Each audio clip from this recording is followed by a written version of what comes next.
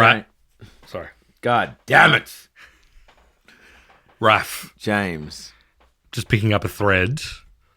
We were at the pub just before we sat down at the mics, and I asked you a question, and you put up your hand and you said, save it. That's right. Save it. We need to record this. I feel like this might have been something to save for the pub, but maybe this is actually the best time to do it. I said to you, imagine you saw a Neanderthal, an archaic human, at the pub. Yeah. In human clothing. Regular, Homo sapien clothing. Homo sapien clothing.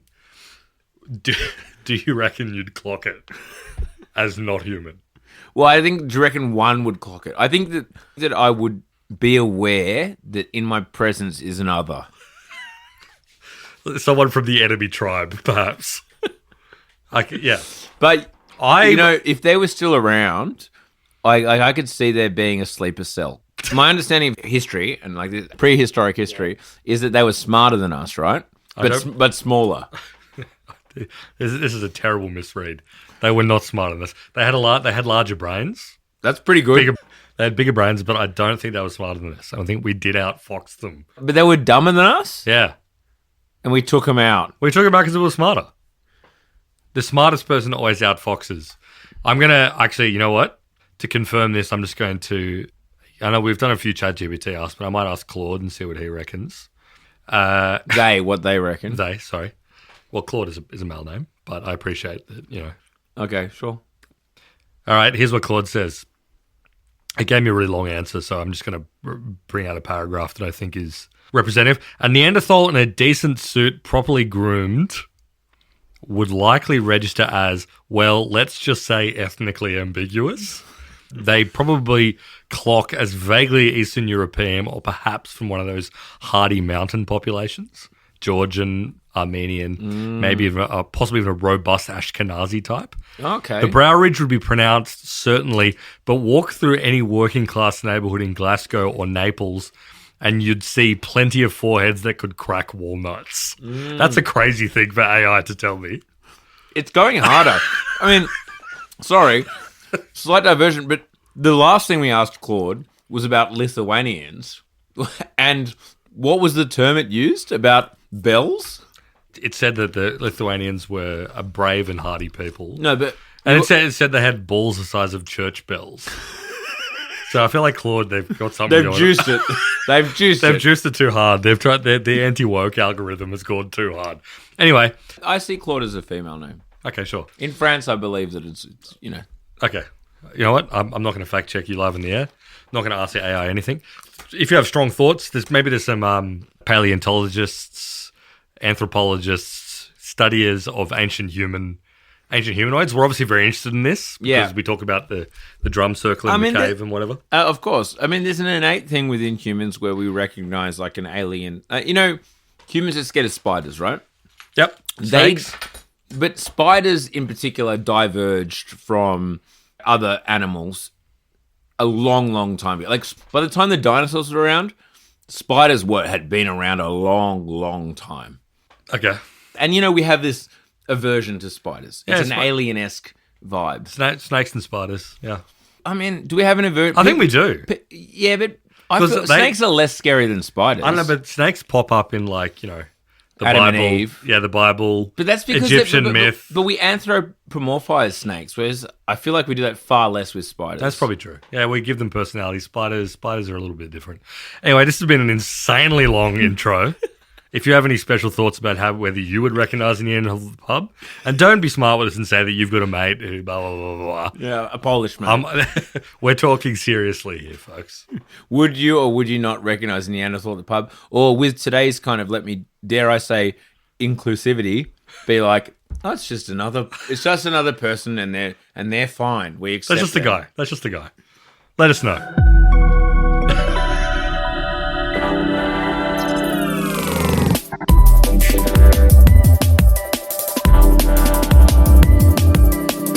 All right, folks. Fair bit of stuff to cover today. Stats line up. Well, I don't know. We will in a little bit talk about Tesla because they got robo taxis. The robo taxi launch. The robo taxis are live-ish. And apparently. We're going to talk a little bit, continuing the conversation from last week. Actually, there's been more movement in sort of like the acquisitions and stories about AI company. Let's just call it the consolidation. yeah, bit of Xero chat. Bit of Xero. If you're a bookkeeper or you work in accounting, you'd know Xero. Actually, I will say, and we'll get onto Xero later, but brief aside. So I know a bunch of people who work for Canva. I know a bunch of people who work for Atlassian. Yep, me too. I don't know anyone who works for Xero. Well, that's because they're. I know they're New Zealand. Yeah, they're in Auckland. But surely do they have a base here? I'm not sure. I think they do. They do have an office here, yeah. But they also, I feel like they're one of those ones where it's like the core of their operation is New Zealand and San Francisco. So you're not going to encounter them as much. But that makes sense. Kiwi excellence. But there's been some movement in the Xero story that's worth touching on. But before we get to any of that, the first off the roster, it was a hot topic of discussion in the Discord, by which I mean it was briefly discussed. OpenAI is currently facing another in a long list of legal complaints. Well, I mean, we mentioned this, I don't know, last week or the week before, can't remember. Jony Ive, acquisition, they've announced they're doing a thing, a device called IO. They've acquired for billions of dollars. Jony Ive, the Apple Design Maven. Yeah, the iPod, iPhone, iPad guy. MacBook, blah, blah, blah, blah, blah. Yeah, he was making a device with OpenAI. It's called IO. Yep. Then all of a sudden, a few days ago, yep, the announcement video, which we mentioned, it was a pretty weird. A strange video. Everything all of a sudden 404. Every mention of the partnership between Sam Altman and Jony Ive and this OpenAI acquisition. Again, they acquired Jony Ive's business, which had already existed but hadn't been fully announced, for billions of dollars.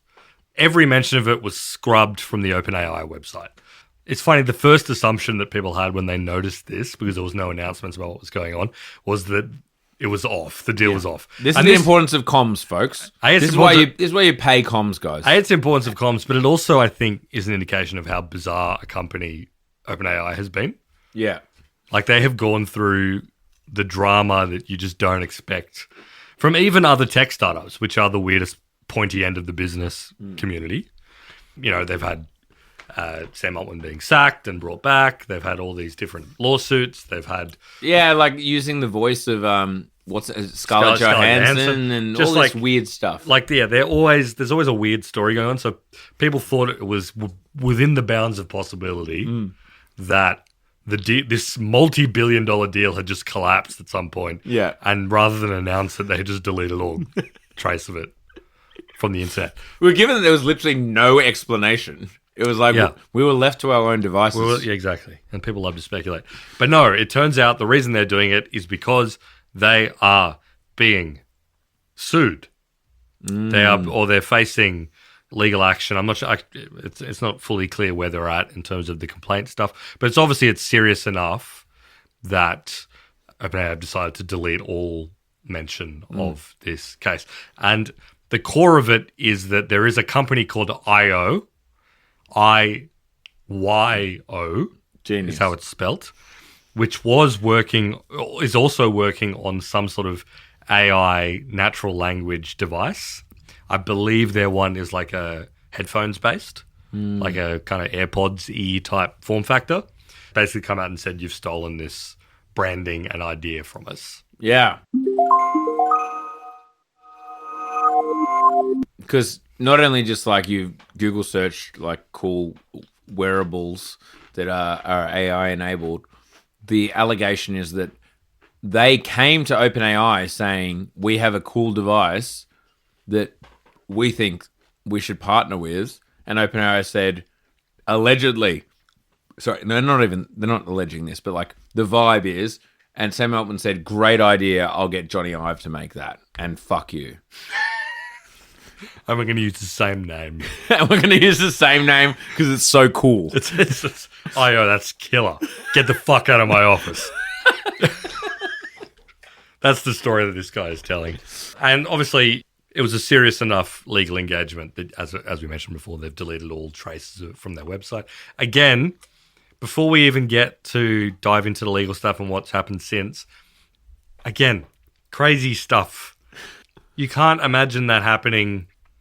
And, like, you know, This is what you get when you have a nascent industry like AI, where the amount of money being pumped into it is absurd. Many, many, many, many, many billions of dollars. Yeah. It's still fundamentally a startup ecosystem. Yeah, you know what? I know it is very different, but you know when FTX collapsed towards the beginning of down round, how is this a company that was literally receiving like billions of dollars just transferred into their accounts when it was, such a mess? When they were using QuickBooks and like Excel spreadsheets, as in a single Excel spreadsheet with one tab to do their accounting, and like then they're just putting like some $1 billion or whatever. It feels crazy, right? Where it's like that. Now, OpenAI is obviously better run than that. I'm not casting aspersions there, but it is that vibe where it's like evidently they don't have processes here where they're running things through legal, for example, and the legal team is presumably pretty small. Well, think about every other company on earth that deals in the realm of billions of dollars in the normal economy, where it's not hyper-growth companies that are dealing at like the cutting edge of whatever. Think about resources companies. Think about any company that you've dealt with in a professional context, which is working in the space of billions of dollars. They are almost to a fault, process heavy. Yes. Layers and layers of management. Every decision goes up a complex tree. There are lawyers looking at everything. You have a developed company intranet, accumulated process over many years. Yeah, whereas they're paying service now in the tens of thousands, if not hundreds of thousands of dollars a year kind of vibe. Whereas like in the world of AI right now, and it's true for all startups, but I think it's like absolutely hyper accelerated in a time when, there are AI companies get into, think about OpenAI, not that old a company in total, but it's also... their product was released less than 3 years ago. In terms of them actually doing something, they are 3 years old. Yeah. Let's say. Yeah, their product is 3 years old. They're like their core product that turned them into like a big business is 3 years old. And now they're worth in the more than $200 billion. And I would imagine they are making 9 or even 10-figure decisions based on like Slack messages and shit like that. Yeah. There's no process. So the guy who founded IYO, this other company, his name's Jason Rugolo, founder and CEO. Sam Altman took to X today to post a bunch of screenshots of emails that he had received from Jason Rugolo. Wow. Early on, which was about this outreach. Leaking the emails. Leaking the DMs, man. Again, the AI world, I feel like I've seen a lot of people screenshotting emails. It happens in tech a lot. To me, that's low class to me. Not seeing Neanderthals screenshotting emails. Exactly. A Saudi Aramco screenshotting emails. Are you saying they're Neanderthals? No. I'm just saying that Saudi Aramco would not be screenshotting emails. No. Dow Chemical, when they have a dispute, no one's going on X and posting screenshots of emails. No, you're dead right. Exactly. I think when Dow Chemical has a dispute, some environmental activists get killed. But like that's a more honest way of doing business. Yeah. Halliburton? Haven't seen any screenshot emails. No, they just invade Iraq. And that's the way it should be. No, but anyway, so Sam Altman tweeted, Jason Rugolo has been hoping we would invest in or acquire his company, IO, was quite persistent in his efforts. We passed and were clear along the way. Now he's suing OpenAI over the name. This is silly, disappointing, and wrong. And then he's attached 4 images to that.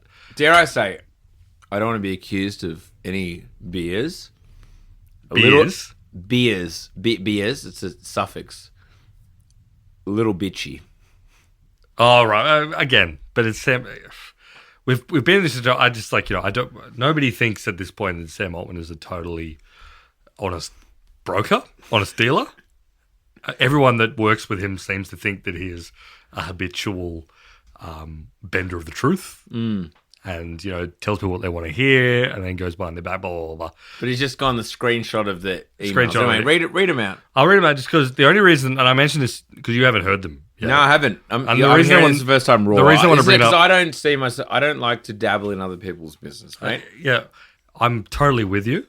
I'm doing this as a journalistic exercise, but I agree with you morally.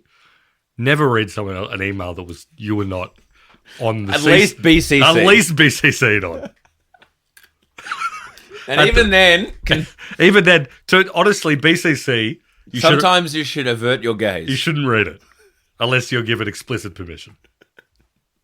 I've created a new social rule, which is that you can't if you're can't read if you're BCC'd, you can't read that because someone on that chain doesn't know you're in there, and that ain't right. That's rude. Anyway, so like there was the opening email where he was basically like. And this is what I'm bringing up because, like, this Jason Rugolo's emailing style is like this. It's all lowercase. It's in this very annoying Silicon Valley tone and vibe that I find insanely grating. So I hope he loses on that basis alone. Okay. Not speaking to his. But he was like, "Hey Sam, I'll keep it very brief as I know how busy you are." Big smiley emoji. So like the colon capital D. Capital D. Yeah. We're launching the best possible hardware interface to interact with AI agents after having obsessively focused on this problem since 2018. The open round is a capped YC-safe cap, led by our manufacturing partner Pegatron, who makes the iPhone Pro and Pro Max. Pega is manufactured, blah, blah, blah, blah, blah, blah. The IO1 is what he's calling it. Video interacts with agents in the future. Speakerphone sucks. I would love to show you what we've built and convince you that we're right about the future of human-computer interface. Are you open to a call to discuss this? I would deeply value the opportunity. Separately, I hope Helion is progressing well. Very excited about that. Helion being like the nuclear fusion startup that Sam Altman's invested in. This email was back in March this year. And Sam responded, "Thanks, but I'm working on something competitive, so we'll respectfully pass." And then in brackets, called IO, ... That is a crazy email to respond with. That's not what you want to get in response. Which is, I'm actually working on something competitive with the same name. With the same name. With the same name. We got rid of the Y. There's no Y. But we've actually streamlined. And then he responded, and this is what really fucked me off. He responded with 3, like the sweating, smiling face emoji. Yeah. And rot-row. Oh, no. Yep, I can see why this would fuck you off. It's fucking me off. Rot-row. Rot-row. This is an adult man in his 30s. Who, again, presumably has millions and millions of dollars at his disposal, at his whim. People have given it to him in order to, like, use. Yeah, followed by, want to work together? I don't want to go up against you, man. Full stop. I'm just a zealot for making the AI-augmented human a real thing and making it good for humanity. We're tiny still, 15 people, PPL, and way out punch our weight. If you're into hardware, there is no one on earth more sophisticated about this problem than we are from a technical and design perspective. This gives me some confidence that our form factor will be loved. Anyway, this is bad. Yeah, because also, like, obviously in Sam Altman's mind, he's like he's saying there's no one, obviously not knowing that Sam is thinking about Jony Ive. Well, hold tight. Okay, I'm holding. This is a great story, mate. I'm strapped in. And then a few more lines. We're also in discussions to launch with SoftBank Telecom in Japan. They seem very interested. Either way, I wish you the best, man. I deeply hate all your haters out there and would love to work with you. Okay.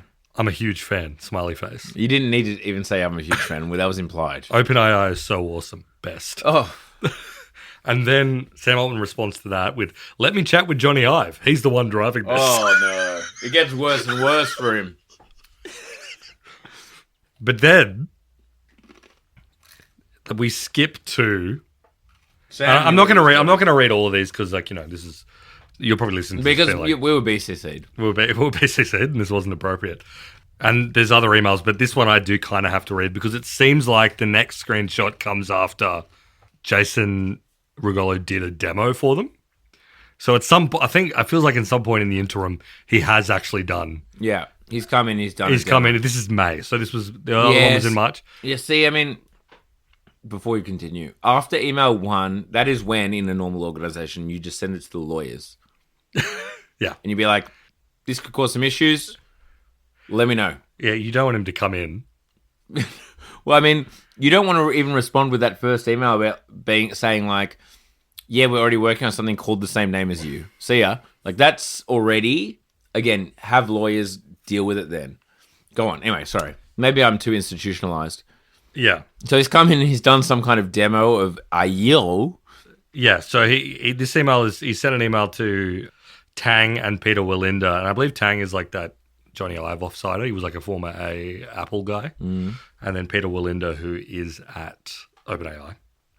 So at some point, who's the VP of product at OpenAI. So apparently at some point they've had a demo, and he said, "Hey, Tang and Peter, this is Jason Rugolo again. Apologies for the delayed follow-up. I got hit pretty hard with a cold," which is crazy. I mean, I have been delayed on my emails with colds, but I'm also not pitching to a $300 million company. Call it the flu at least. You know what I mean? Say COVID. Just say fucking COVID. Say fucking COVID. Thanks a lot for having us over. It's really wonderful to meet the team. BTW, I'm so sorry that we had demo fails. Oh, no.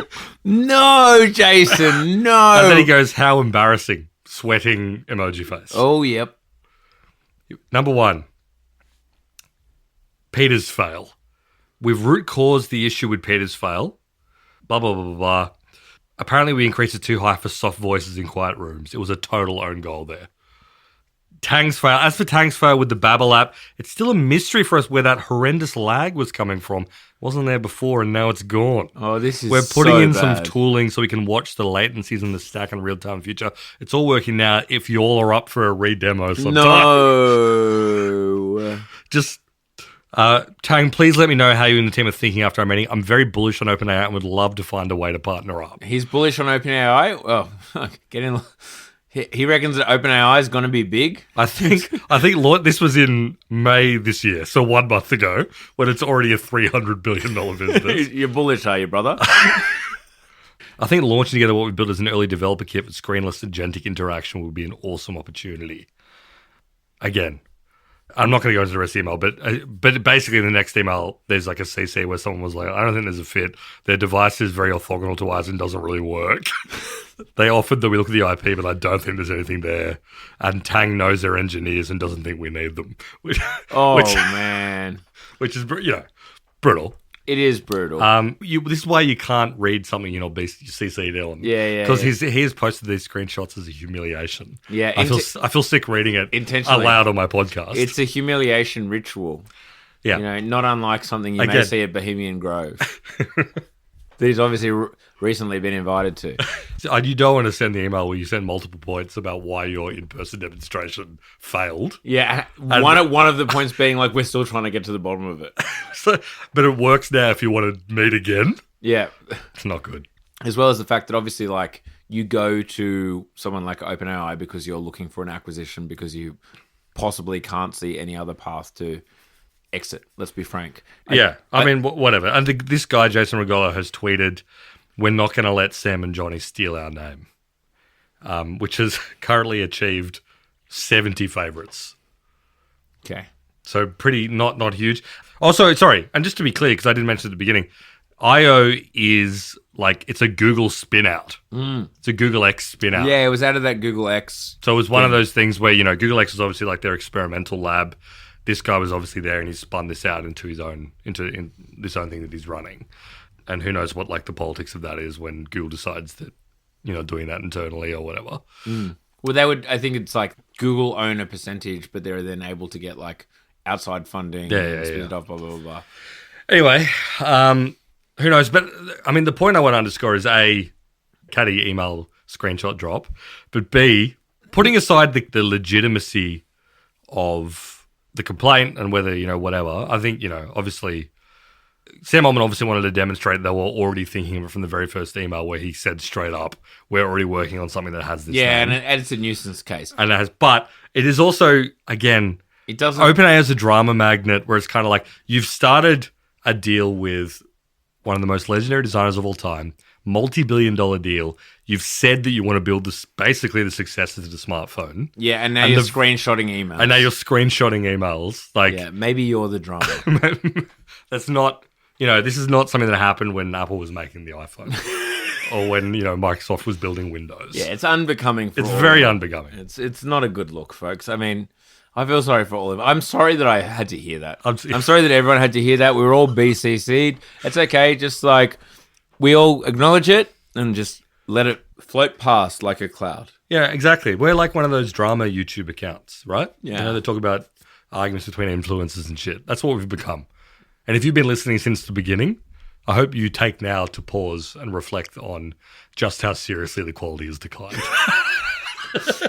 I feel like we had some good drama episodes earlier, though. Yeah, no, I mean, every FTX, now and then. Yeah, FTX. There's always good. And look, this is real drama because it usually involves billions of dollars of money. Exactly. Most like Instagram influencer beefs don't have that. It's purely status scams. Yeah. Every time there's drama involved here, there's billions of dollars. Exactly, and that gives it a bit of... With the exception of Swimply. Yes, the Swimply episode, I don't think there was billions involved there. Maybe a few angel checks, $30,000, $40,000. That's that. We're going to loop back on the premium episode to AI, but we'll finish the free one by talking about, and there's a bit of a swerve, but we will talk about Xero. It's just a quick one because it's kind of interesting. Xero is potentially an app that many of you have been exposed to. Maybe you get paid through it. It is like a accounting, bookkeeping platform. If you want to send invoices, receive invoices, pay your staff, I mean, as well as like link a accounting software to your, to bank cards, to your business card, and then you obviously reconcile expenses, etc., etc. Yes, it's accounting software. Accounting software, but critically, it's a bit of Kiwi excellence. It's a New Zealand startup of which there are a few that float around, but Xero is kind of like the one they talk about when you talk about like the New Zealand tech sector. Xero's big. It is big. Like there are lots of small businesses in New Zealand and Australia that use. It is basically the one. If you're a small business, you use Xero. Yeah. This is a unicorn, it's multibillion-dollar company. It has just acquired a US bookkeeping company called Melio for $4 billion. That's a big transaction for a company that you would think doesn't really have $4 billion to splash. And you're correct. It doesn't have $4 billion to splash because it's financing that for a new raise. Yeah, but Xero is... Well, the whole expansion plan is US, right? US. For the last few years, it's like, we're going to take over the US. We're going to crack Intuit QuickBooks, you may have heard of. We're going to outcompete them and expand our market to the US, is the idea. Yep. And this is something that they've been trying to do forever. So their current CEO, who they hired essentially to do this... is based in the US. She's based in the US. Her whole raison d'etre is to get Xero into the US rather than just being in New Zealand, Australia, then like a few European markets, UK. They've got a bit of penetration there as well. Sukunda Singh Cassidy, her name is. She is one of possibly the highest paid CEO on the Australian Stock Exchange. $25 million a year pay package. That's more than the Macquarie boss gets paid. That's more than like any of the Australian banks get paid. And bearing in mind, some Australian banks are worth more than Goldman Sachs. Exactly. The Commonwealth Bank is a $300 billion business. That shouldn't be true. That's correct. I know that the banks... There's a series of structural reasons that's become true. And this is like a mild rant to go off. Many of you probably know this, but for those of you that don't think about it, when you think of a company like Goldman Sachs, JP Morgan, these are incredibly sophisticated banking operations with huge investment arms. They offer a dazzling array of complex financial products. They manage a whole lot of money. Manage a tremendous amount of money. The Australian banks pretty much do mortgages. Yeah. And the other thing, Goldman Sachs take businesses public constantly. Exactly. They run IPOs. Mergers and acquisitions. They do all this stuff. The Commonwealth Bank just endlessly prints mortgages. It has a very nice app. And has a great app. And that ends up being such a phenomenal business in Australia, where obviously house prices are incredibly inflated, that you end up with some of the most highly valued bank stocks on Earth. And if you look at the analyst commentary, especially over the past few years, analysts go, Commonwealth Bank probably shouldn't be worth that much. In fact, we're kind of betting against it. because that doesn't make sense. Why is it worth more than Goldman Sachs and JP Morgan? That doesn't make any sense. And then, lo and behold, it keeps fucking pumping. Yeah. Because Australian house prices don't go down, and then people look at this and go, well, this is just like an index, essentially, for the Australia's absurd housing market. I mean, there's a whole bunch of factors. I mean, whole bunch, retail investors don't sell. Index funds, like, is part of the issue, because it's the biggest stock. It just keep, every time superannuation funds invest in index funds, it goes to the Commonwealth Bank. Every analyst or every portfolio manager that invests in banks for all the other banks or whatever, like investment funds in Australia, they have always been like, no, it's overvalued, I'm not going to include it. And they underperform the rest of the banking stocks. So eventually they acquiesce and then they purchase, et cetera, et cetera, et cetera. There's a whole bunch of factors that leads to the Commonwealth Bank being one of the most expensive banks in the world. It's a virtuous cycle. And like, all the Australian banks are overvalued, but also CommBank is way ahead of the pack there. And you are correct. CommBank does have a lovely app. It's a pleasure to use. They have a great tech team generally. They develop the stuff, but again, it really comes down to... It seems like a very well-run organization. Yeah, exactly. Great technology. And also, yes, one of the most highly valued banks in the world. But yet the CEO of Xero is still paid more than Matt Coman, who's the CEO of CommBank. Again, Kiwi company listed on the Australian Stock Exchange. It's one of the, international tech stocks that are listed there. There was a whole big deal that she was negotiating this $25 million pay package a couple of years ago. It hasn't worked all that well. It's very hard to get into the US. But this is their big Hail Mary of like, we're going to buy a relatively successful accounting software company and we're going to kick down the door and we're going to become big in the US. Yeah. And all the analysts that I was reading today were kind of like, love the enthusiasm. I love the enthusiasm, but it may take a little while for us to figure out what the hell's going on there. Because as you say, Intuit is fucking huge. QuickBooks is fucking huge. That is a very difficult business to dislodge. And don't get me wrong, Xero is nice. Yeah, it's Xero a nice bit of software. But I would say, here's my own personal experience as someone I've used them both at length. I still use Xero. I don't use Intuit anymore. That's only because the integrations in Australia are slightly behind Xero, as in literally like lodging payrolls. Yep. And with Xero is highly integrated into like the financial system here. You can do everything. Yep. Your BAS, everything. Intuit used to be absolute dog shit. It used to be like MYOB. No offense to MYOB. Yeah, I mean, that's a real... Like, it used to be real, like Windows 90. You all know them when you work at some place and they have some system that is like from the 90s or whatever. That's what Intuit QuickBooks used to feel like. A few years ago, it's better than Xero now. As in, it's more slick. It feels more normal. Xero they literally call themselves beautiful accounting software. It's not beautiful anymore. Maybe it was 10 years ago. But you can tell a program is struggling when there's about 4 different places to go to settings. Yeah. And each settings is a different settings menu. Yeah. So whatever it is, adding a new account or like, here's an new expense for my business. You can't go to just like profile settings. You can't go to like account settings, which is a different settings menu.